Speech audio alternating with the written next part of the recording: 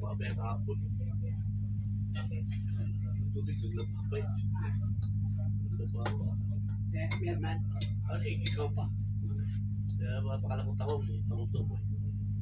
Kakagabrak lang, tawag gini mo. Brinsil? Yun.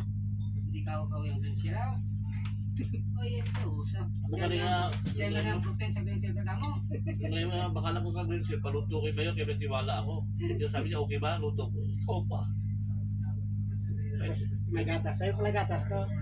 Kaya, Aka na to ang aton nga no. Nanawag na to sa babaw. ang gatas ba, susuwi mo. Original na.